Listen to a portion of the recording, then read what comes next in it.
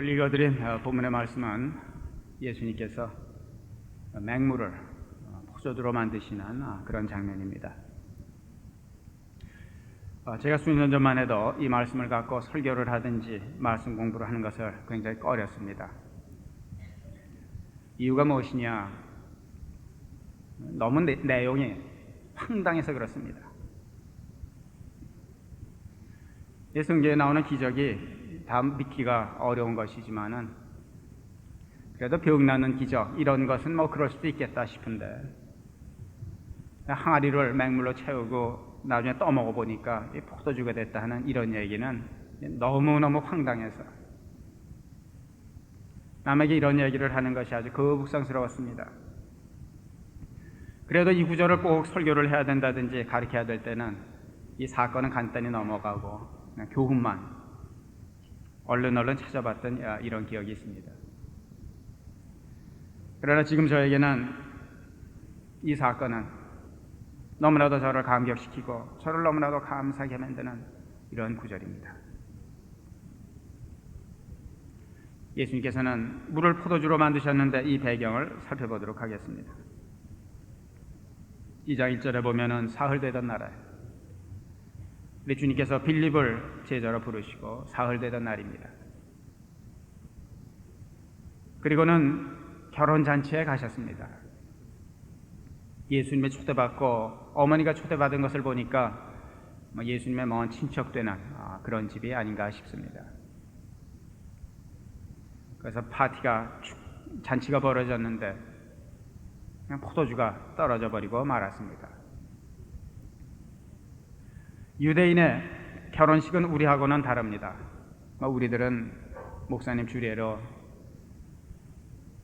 식 마치고 그다음에 사진 좀 찍고 피로원장에 가서 신부는 신랑 입에 신랑은 신부 입에 케이크 좀 집어넣고 노래 시키면 노래 좀 하고 옛날 풍습을 지키는 분들은 페이백 드리고 그 다음에 신혼여행 가는 것으로 끝나지만 이스라엘 사람들은 결혼잔치를 사흘, 나흘, 닷새, 일주일까지 했습니다.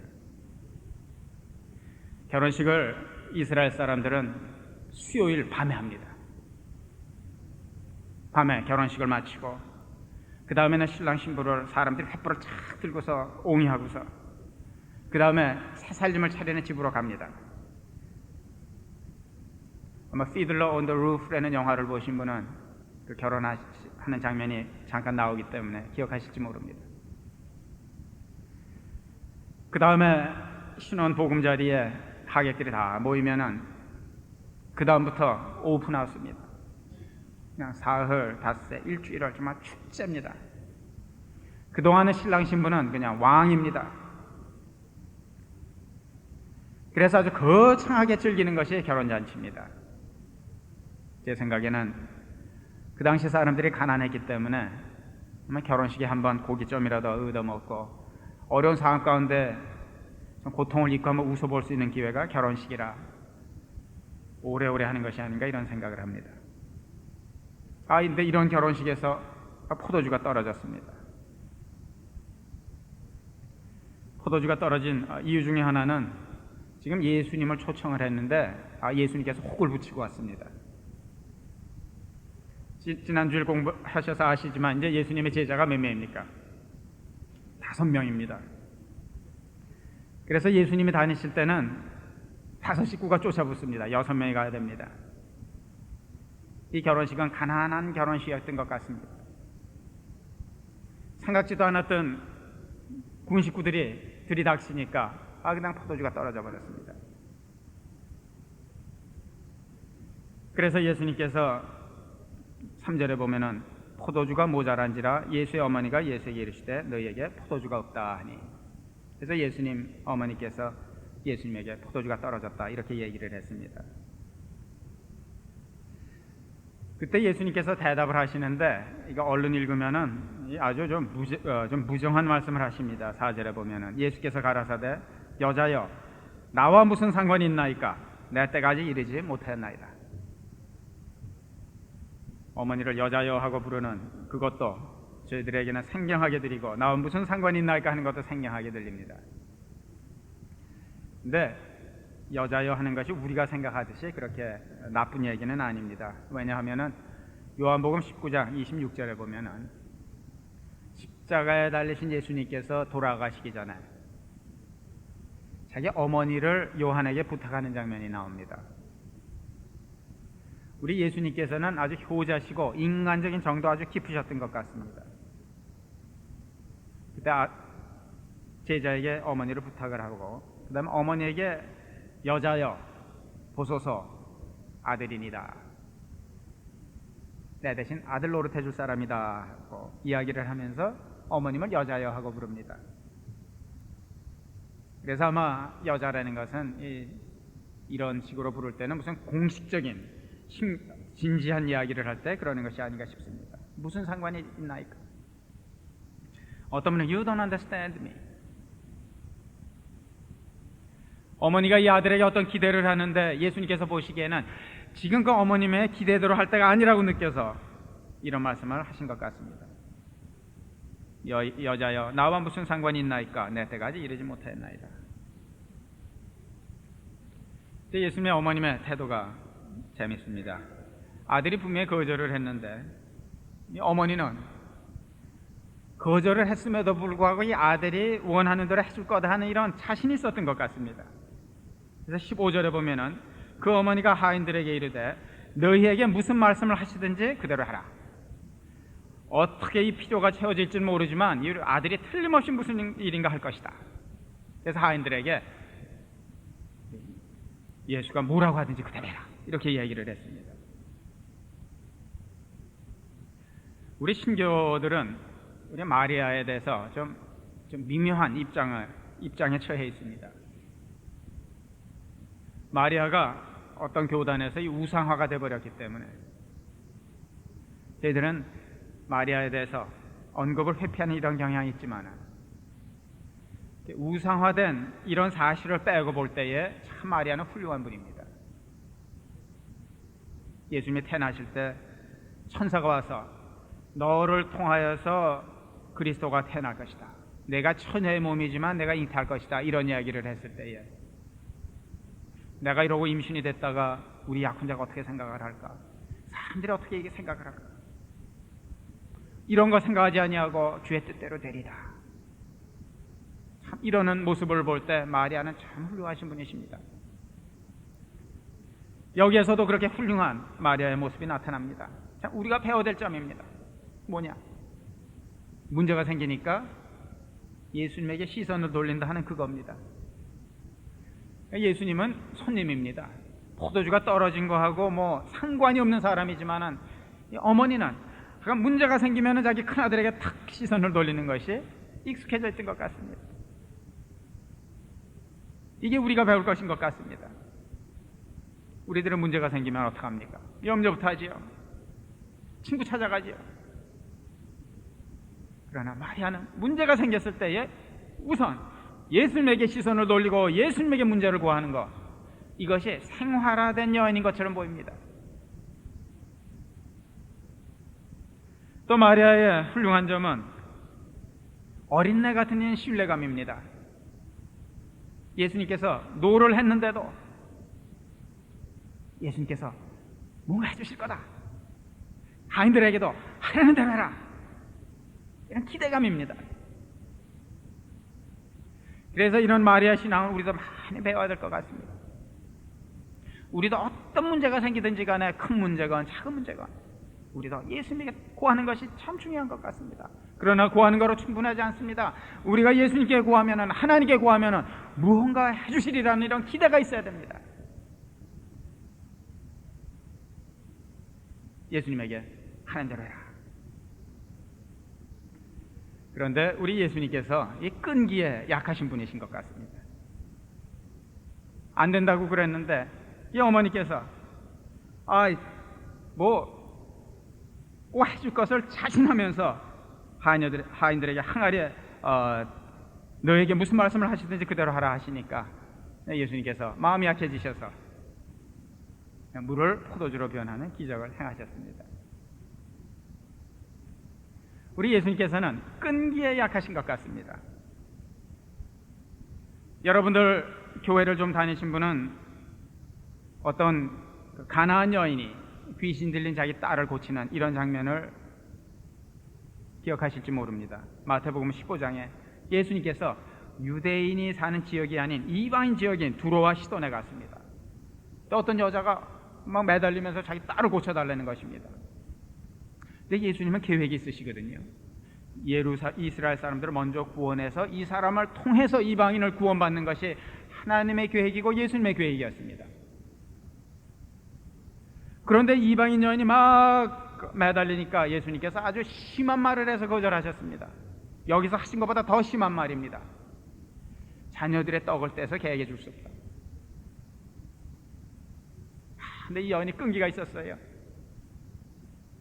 개라도 그 상에서 떨어진 이 부스레기도 주워 먹지 않습니까? 하고 그냥 매달리니까 예수님이 약해지셨어요. 고쳐주셨습니다. 우리가 하나님이 어떤 분인지 알기를 원하시는 분은 우리 예수님을 봐라 하는 이야기를 제가 합니다. 예수님께서 세상에 오신 목적은 하나님이 어떤 분이신가, 추상적인 하나님을 우리에게 구체적으로 보여주시고 가르쳐 주시기 위해서 오셨습니다. 그래서 예수님께서 끈기 앞에 마음을 표현하시는 분이라고 하면은 하나님께서도 끈기 앞에서 마음을 표현하시는 분이시다 하는 것을 우리가 알 수가 있습니다. 여러분들, 하나님은 개념이 아닙니다. 하나님은 절대적인 원칙이 아닙니다. 우리 하나님께서는 인격체십니다. 우리가 잘하면 기뻐도 하시고, 우리가 잘못하면 마음도 아파하시고, 우리에게 열심히 매달릴 때는 마음도 바꾸시는 인격체십니다. 그래서 구약 성경에 보면은, 특별히 출애굽의 사건에 보면은 하나님께서 이스라엘 백성이 우상을 섬기고 하나님을 배반할 때마다 멸망시키려 했을 때에 모세가 하나님께 매달려서 하나님의 그 마음을 바꿔놓는 장면이 얼마나 많이 나옵니까?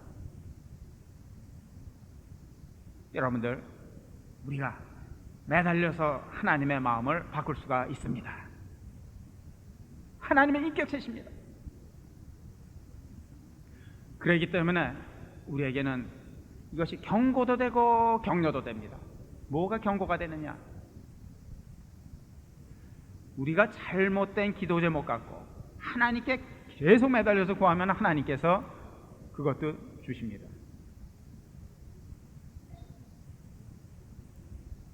하나님께서 우리가 기도할 때 그건 안 된다, 내가 보기에는 그 기도대로 되면 참 좋을 것 같지만 그건 안 된다, 노를 하시는데도 끝까지 매달리면 하나님께서는 주십니다. 하나님이 원하시지 않는 배우자를 놓고 열심히 기도해서 주위 사람이 그것은 하나님의 뜻이 아니라고 하고, 어쩌면 자기 마음 깊숙한 곳에서도 이것은 하나님이 원하시지 않는 거다 하는 것을 알면서도 끝까지 고집하고 기도해서 결혼한 다음에 그 결혼한 사실을 두고 후회하시는 이러신 분들이 있습니다. 그래서 우리가 하나님의 뜻 기도할 때는 하나님의 뜻을 찾아서 기도하는 것이 중요합니다. 왜냐? 때를 쓰면 주시니까. 이것이 경고입니다. 그러나 동시에 이것은 격려이기도 합니다. 무슨 말이냐? 우리가 잘못된 기도 제목을 갖고 기도를 해도 들어주시는 하나님께서, 우리가 하나님의 뜻에 합당한 제목을 갖고 때렸을 때 하나님께서 이 기도 안 들어주시겠어요? 하나님께서는 들어주십니다. 잘못된 기도 제목 안 될 것도 매달려서 끈기 있게 기도하면 하나님께서 들어주십니다. 우리가 하나님의 뜻에 합당한 기도 제목을 갖고 하나님께 기도할 때에 하나님께서 이거 안 들어주시겠습니까? 성도님들, 여러분들 갖고 계신 기도 제목 얼른 응답이 오지 않는다고 낙심하시지 마시기 바랍니다. 하나님께서는 들어주시는 하나님이십니다. 만약 하나님께서 기다리고 계시다고 하면 하나님께서는 더 좋은 타이밍을 기다리시고 계시든지, 이것을 통해서 우리가 깨달은 것이 있고 변화되어서 하나님께서 축복을 주셨을 때 그것을 감당해낼 수 있는 사람이 될 수 있기를 기다리시든지, 어떤 목적이 있어서 기다리시는 것이지 하나님께서 주기 싫어서 안 주시는 것은 아닙니다. 마리아가 이런 믿음을 가졌고 예수님께서 이 믿음에 감복하셔서 물을 포도주로 만드시는 이런 기적을 행하셨습니다. 6절에 보면은 유대인의 전례를 따라 두세 통 드는 돌 항아리 6이 놓였는데 항아리가 6개가 있었습니다. 여러분들도 아시지만은 이스라엘 사람들은 이 정결의식을 항상 행합니다. 밥 먹기 전에도 손을 씻고 밥 먹는 사이사이에서 정결의식을 행하는데 얘는 배아에다 뭐 이렇게 씻는 것이 아니라 손을 이렇게 하면은 여기다가 물을 뿌려줍니다. 물이 이렇게 손목까지 올 때까지 기다렸다 그 다음에 밑으로 이렇게 섭니다. 한 손으로는 주먹을 쥐고 한 손은 펴갖고 이렇게 말립니다. 밥 먹기 전에 이 정결의식을 행하고 식사 중간중간에도 이 정결의식을 행합니다. 그래서 이 항아리 물이 담겨 있었는데 예수님께서 그 항아리를 아구리까지 꽉 채워라. 그래서 제자들이 하인들이 갖다 채웠습니다. 그다음에 떠서 갖다 줘라. 그래서 떠서 연회장에 갖다 줬더니 연회장에 쳐다보는 사람이 이걸 먹고는 그냥 깜짝 놀랐어요. 너무 포도주가 맛있게 왔어요. 그 당시 사람들도 특별히 여기 사는 사람들이, 여기에 나오는 사람들이 가난해서 잔치를 해도 좋은 포도주는 다 살 수 없으니까 좋은 포도주 몇 병 사고 그 다음에 좀 싸구려 사서 처음에는 좋은 포도주 나왔다. 나중에 좀 나쁜 포도주를 내왔던 모양입니다. 근데 이거는 나중에 좋은 것이 나오니까 그래 말하되 사람보다 먼저 좋은 포도주를 내고 취한 후에 낮은 것을 내거늘 그대는 지금까지 좋은 포도주를 주었다. 이 사건입니다. 이 사건을 보면서 저희들은 두 가지 질문을 던지게 됩니다. 첫째는 이런 일이 가능하냐? 두 번째는 예수님께서 무슨 의미로 이런 기적을 행하십니까? 이런 일이 과연 가능하냐? 여러분의 경험이나 제 경험으로 봐서는 가능하지 않습니다. 불가능합니다. 과학적으로 볼 때도 가능하지가 않습니다. 포도주가 되자면은 물만 있어갖고는 되지 않습니다. 거기에 포도가 있어야 되고 효소가 있어야 되고 효소가 이걸 발효시키는 데는 기간이 필요합니다.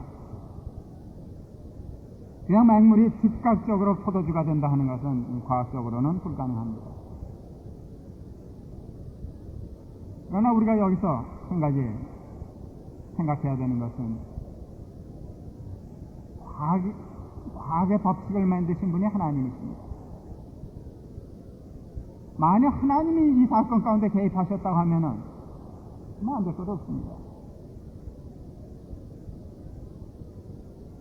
창세기에 보면 하나님께서 천지 만물을 말씀으로 지으셨다 했습니다. 하나님께서는 무에서 유를 창조하신 분이십니다.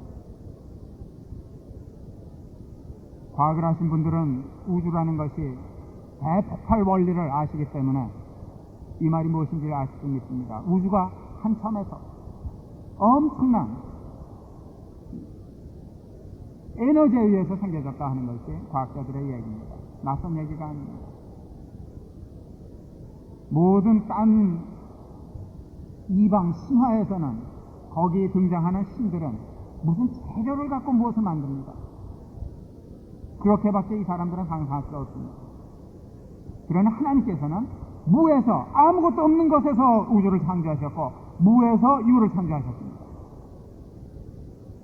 이런 하나님의 능력이 그 순간에 역사하였다면 온 우주를 만드시고 별을 만드시고 달을 만드시고 지구를 만드시고 나무를 만드시고 짐승을 만드시고 물고기를 만드신 창조의 하나님의 능력이 역사하셨다고 하면은 그 조그만 마을에 그 항아리에 포도하고 효소 그거 만들어내는 것은 이건 아무것도 아닙니다. 포도가 발효해서 포도주가 되는 데는 시간이 걸린다고 하지만은 하나님께서 이 엄청난 우주를 여세 동안에 창조하셨다고 하면은 그 포도가 포도주가 되는 거 순식간에 하는 거니까 아무것도 아닙니다. 우리들은 과학의 노예가 되고 있습니다.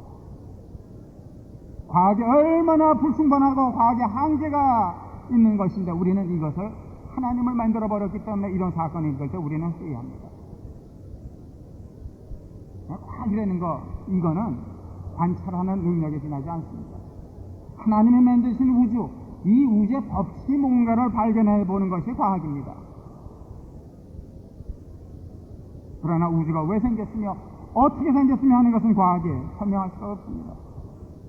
우리는 가끔 가다가 과학으로 설명할 수 없는 어떤 일을 경험하고 체험하는데, 이것은 과학이라는 한정된 방법으로 볼 때에 이것이 과학으로 설명이 안 되는 것이지, 과학이라는 것이 설명해서 이 법을 초월한 하나님의 능력으로 볼 때는 어쩌면 기적이 아닐지도 모릅니다. 예를 들어서 과학이라는 것은 이미 있는 현상을 설명하는 데 지나지 않습니다. 만유, 인력이라는 것도 그렇죠. 어떤 물체가 둘이 있으면 서로 당긴다는 것이 만유 인력입니다. 과학자들이 하는 것은 어떤 물체가 둘이 있으면 서로 당긴다 하는 거하고, 조금 더 나가서 서로 당기는 힘은 그 거리에 자신의 반비례한다 이런 것.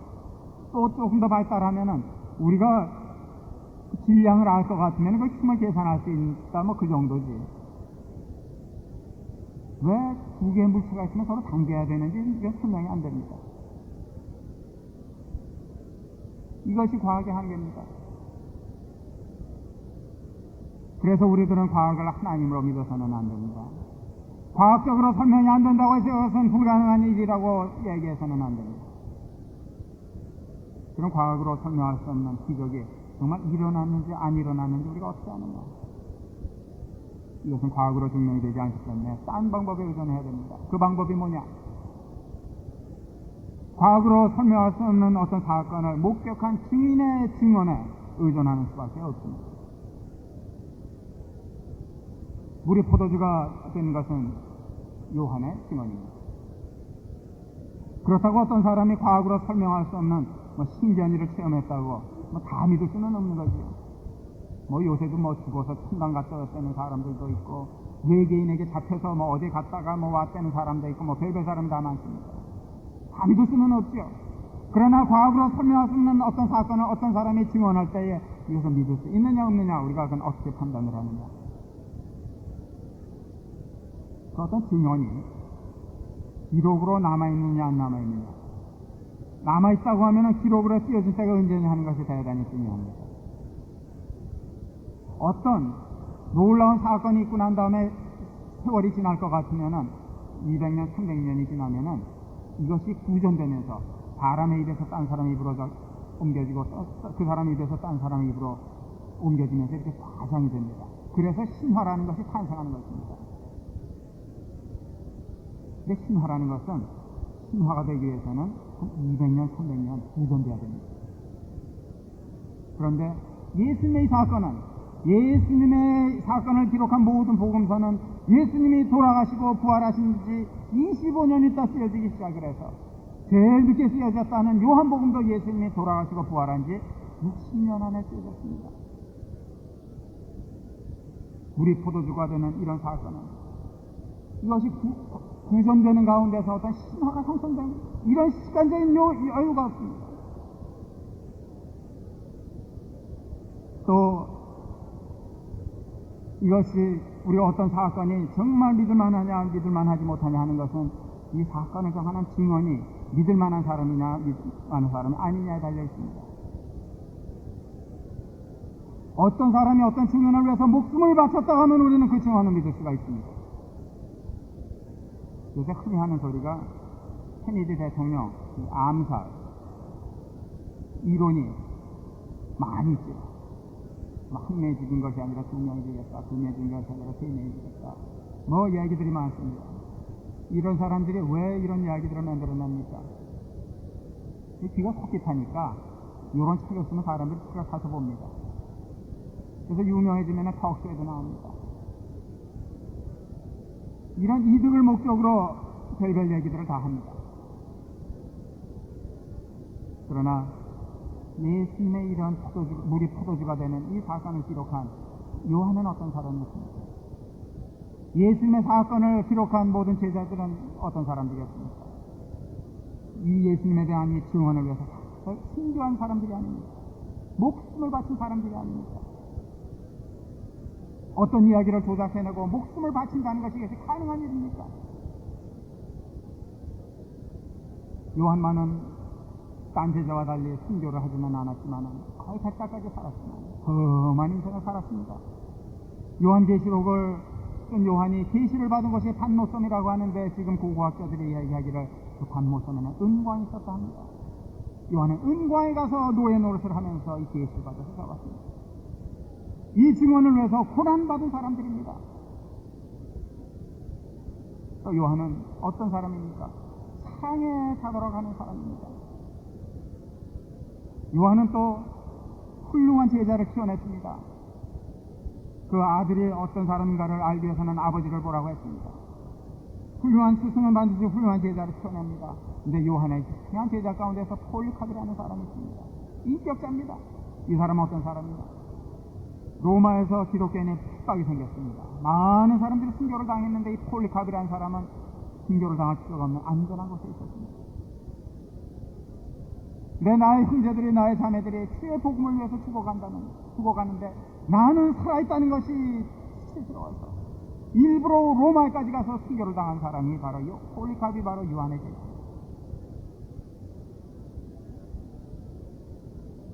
예수님의 우리 포도주로 만든 사건, 예수님 나도 아니고 정말 일어났던 사건. 여러분들이 예수를 점점 알게 되면은 예수님께서는 항상 우리에게 결단을 강요합니다. 이 얘기도 그렇습니다. 이것이 정말 사실이라고 하면은 이건 엄청난 사건입니다. 저는 이 말씀을 이번 주일날 준비하면서 하나님 저 이 말씀하고 미치고 환장하게 해주십시오. 미치고 환장할 일 아닙니까? 물을 포도주로 만드신 하나님이 정말 나의 아버지라고 하면은 이건 미치고 환장할 일 아닙니까? 얼마나 좋아요. 정말 예수님께서 물을 포도주로 만드신 것이 사실이라고 하면은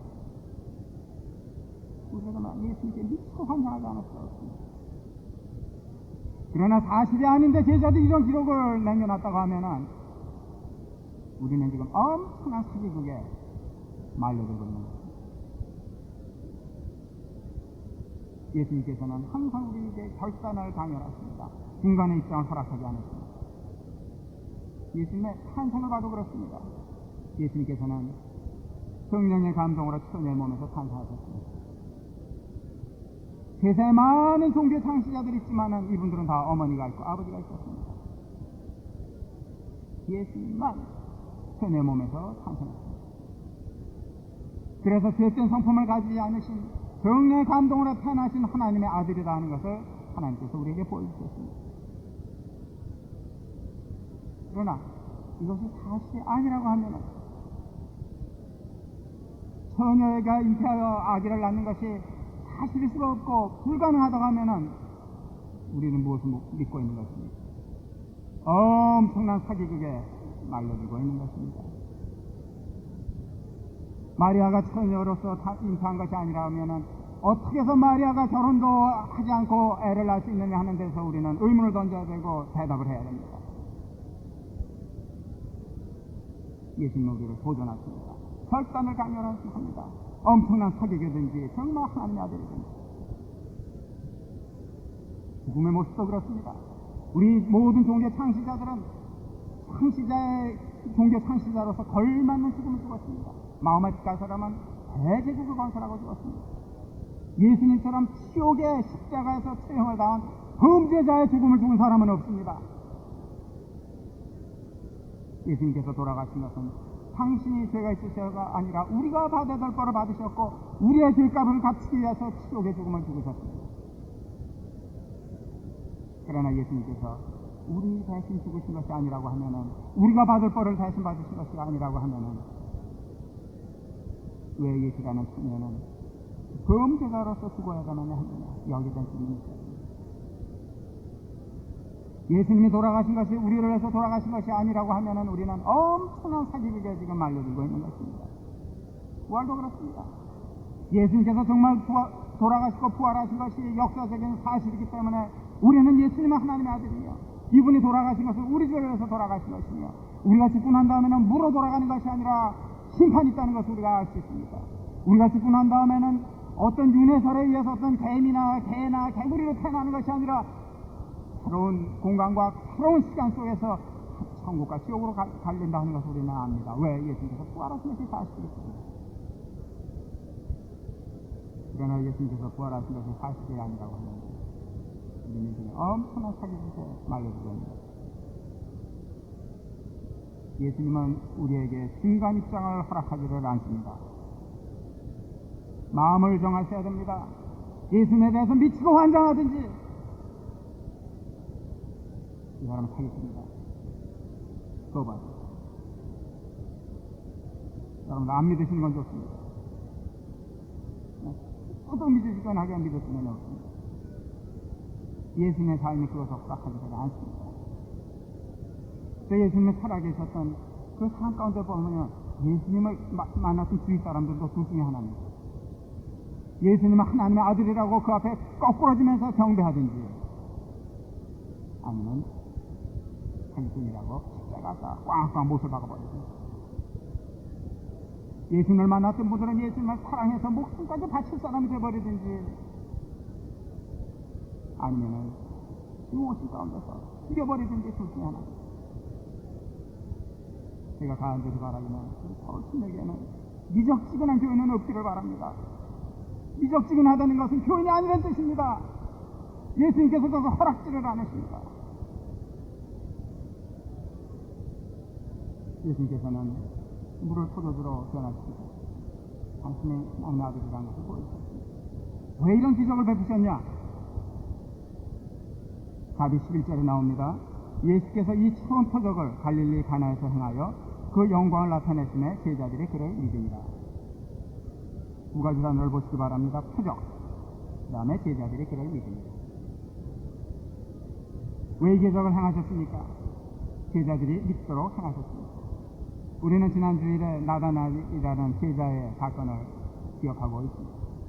빌립이라는 사람이 가서 자기 친구 나다나엘에게 우리가 메시아를 만났는데 이 사람이 바로 갈릴리에서 태어난 예수다 이런 얘기를 하니까 그 나사렛에서 뭐 태어난 것이 나겠느냐 깔봤던 사람입니다. 그러나 빌립이 와서 보라 하는 그 말에 마지못해서 와서 예수님을 만나서는 예수님께서 당신이 그 자리에 있지도 않으시면서 자기와 빌립과 있었던 사건을 다 아시는 것을 보고 야 이분은 정말 독자적인 능력을 가진 하나님이시구나, 나의 하나님, 나의 메시아라고 고백을 했습니다. 그때 예수님께서 무슨 말씀을 하시냐 하면은 1절 50절에 보면 예수께서 대답하여 가라사대 내가 너를 무화과 나무 아래서 보았다 함으로 믿느냐? 이보다 더 큰 일을 보이리라. 또 가라사대 진실로 진실로 너에게 이르노니 하늘이 열리고 하나님의 사자들이 인자 위에 오르락 내리락 하는 것을 보리라. 이거보다 훨씬 더 큰 일을 네가 볼 거다. 뭐 보지 않고서 뭐 맞추는 거 넌 이거 갖고 감탄하지만은 앞으로 훨씬 더 큰 초자연적인 일을 경험할 거다. 이렇게 말씀하시고 보여주신 것이 이 사건입니다. 제자들이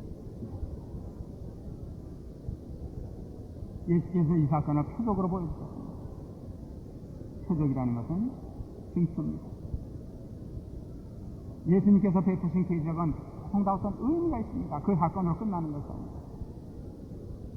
그래서 신화에 나오는 기적들은 별로 신기하기만 하지 어떤 교훈이 없습니다. 저는 삼국지를 좋아하기 때문에 그 얘기가 가끔 나옵니다만 어려운 가운데 있어서 어떤 도인이 나타나서 도와주고는 한 줄기의 바람이 되어서 가시죠. 이것이 그 외국 신화입니다. 짐승이 사람이 짐승이 됐다, 짐승이 사람이 됐다. 그러나 예수님의 기적은 가만히 보십시오. 맹신입니다. 예수님께서 보여주신 것은 표적입니다. 그 뒤에 교훈이 있습니다. 그 교훈이 뭡니까? 첫째는 예수님께서 메시아다 하는 교훈이고, 두 번째는 메시아의 시대가 도래했다 하는 것을 보여주셨습니다. 하나님께서는 이스라엘 백성에게 메시아가 와서 새로운 시대의 장을 열 거다. 그 시대의 장의 특징이 뭐냐? 풍요다. 이렇게 말씀하셨습니다. 너희들은 결핍 가운데 살지만은, 너희들은 부족 가운데 살지만은, 메시아가 오셔서 메시아의 시대가 시작될 것 같으면은 너희들은 풍요 가운데 살 거다. 풍요를 설명한 것 중에 하나가 이게 포도주입니다. 그래서 아모스라는 선지자는 9장 13절 14절에 이렇게 이야기를 했습니다.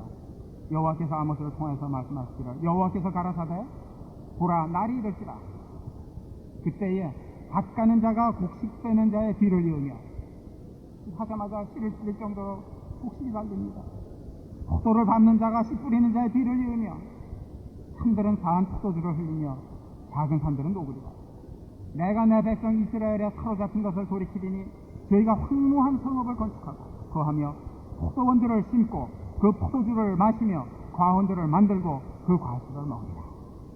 풍요의 약속이 되어 있습니다. 예수님께서 보여주신 것은 내가 메시아고 풍요한 메시아의 시대가 시작됐다는 것을 보여주신 것입니다.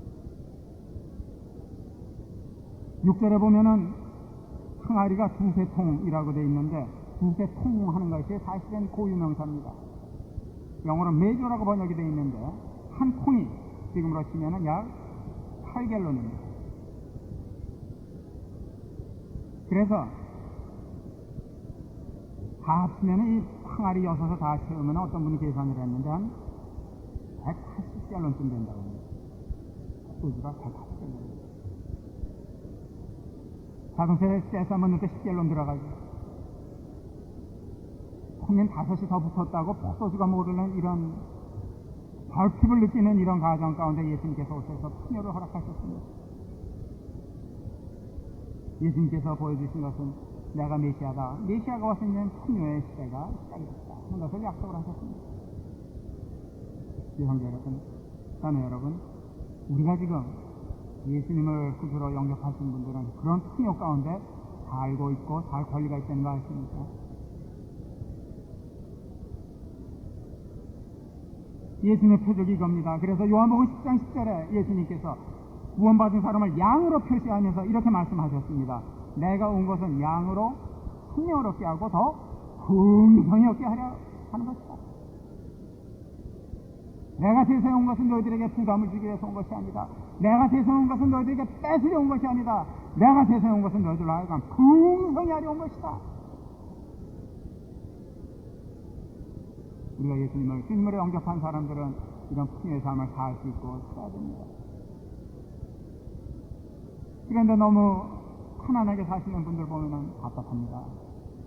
항상 결핍을 느끼면서 사시는 분들을 보면은 답답합니다. 우리가 세상 살면서 어떤 결핍을 느낍니까? 지혜 결핍입니다. 그렇지 않습니까? 네, 우리 주님께서는 지혜의 풍요를 허락해 주셨습니다. 야고보서 1장 5절에 너희 중에 누구든지 지혜가 부족하거든 모든 사람에게 구히 주시고 꾸짖지 아니하시면 하나님께 구하라. 그리하면 주시리라. 우리는 이제 무엇을 해야 좋을지, 어디를 가야 좋을지, 어떻게 해결해야 좋을지 고민할 필요가 없습니다. 우리는 지혜가 결핍한 사람이고 지식에 결핍한 사람이지만은 우리가 주님께 의지할 때에 하나님께서 우리에게 풍요를 약속하셨습니다. 지식의 풍요를 약속하셨습니다. 지혜의 풍요를 약속하셨습니다. 여러분들 너무 문제 갖고 참 못 이루는 이런 마음이 있으셔서는 안 됩니다. 하나님께서는 우리에게 물질적인 풍요도 허락하셨습니다. 우리가 하나님 앞에서 올바른 우선순위를 세우고 하나님의 뜻대로 살 때에 하나님께서는 물질의 풍요를 허락하셨습니다. 고린도후서 9장 8절에 보면은 바울이 우리가 가난한 사람 뒤를 위해서 가진 물질을 헛쓰라고 하시면서 이렇게 얘기를 하십니다. 하나님이 능히 모든 은혜를 너희에게 넘치게 하시나니 은혜의 풍요입니다. 이는 너희로 모든 일에 항상 모든 것이 넉넉하여 모든 착한 일을 넘치게 하려 하십니다. 넘치게 넉넉하여 넘치게 풍요를 상징하는 단어입니다. 사랑의 결핍을 느낍니다. 하나님의 풍성하신 사랑이 우리 앞에 있습니다. 예수님께서 첫 번 기적을 혼인잔치에서 베푸신 것은 의미심장하다고 생각을 합니다. 성전에서 베푸지 않으셨습니다. 공회에서 베푸지 않으셨습니다. 잔치집에서 베푸셨습니다. 우리 주님께서는 우리 크리스천의 삶은 잔치가 되기를 원하십니다. 축제가 되기를 원하십니다. 왜냐? 하나님 풍요의 근원이신 그 주님께서 같이 하시고 물을 포도주로 만드신 하나님의 능력이 우리와 같이 하시고 이분이 우리의 기도를 들어주시고 지혜를 허락하시고 풍성히 채워주시기 때문에 우리는 풍요 가운데 살 수 있기 때문에 그렇습니다. 그래서 우리 크리스천들은 좀 많이 웃어야 됩니다. 저는 어떤 분들이 요새 정말 믿음이 잘하는지 안 잘하는지 이러는 거는 그 웃음이 좀 해퍼지냐 안 해퍼지냐 이거 보고 합니다. 항상 심각하신 분들은 문제 있는 분들이에요. 잔치집에서 잔치 가운데서 어떻게 이렇게 심각하겠습니까? 웃어야죠. 정말 은혜 받은 사람은 웃음이 해퍼지고 눈물이 해퍼집니다. 그 눈물이 슬픈 눈물이 아닙니다. 기쁨의 눈물이고 감사의 눈물. 우리 크리스천들은 풍요의 삶이 지금 약속이 되어 있습니다. 풍요하게 사셔야 됩니다. 그래서 우리 크리스천들끼리는 농담도 많이 해요. 난 깎는 농담 말이야. 나를 깎는 농담. 저는 우리 교회 보면서 이렇게 웃음이 많아지는 것을 보면서 얼마나 기쁜지 모르겠어요. 옛날에는 농담을 하면서도 혹시 오해하지 않을까 하는 그런 포함들을 느끼셨던 것 같습니다. 이제는 마음이 풀려서 그런지 쉽게들 농담도 하시고 웃으시는 거 보면서 얼마나 좋은지 모르겠어요. 저는 메시아 시대는 예수님이 장차 오신다면 완성이 되지만 이 전체 삶, 이 축제 삶, 이 풍요의 삶은 지금 시작되어 있습니다. 여러분들이 정말 필요한 것은 하나님께서 주십니다. 지혜가 필요하면 하나님께서 구하시기 바랍니다. 물질이 필요하면 하나님께서 와서 구하시기 바랍니다. 건강 필요하면 하나님께서 와서 구하시기 바랍니다. 그래서 구한 거 주시기 전에 꼭 주실 하나님이 있으니까 웃으며 감사하며 찬양하며 축제 삶을 사시는 여러분 되시기를 예수님 이름으로 부탁드립니다.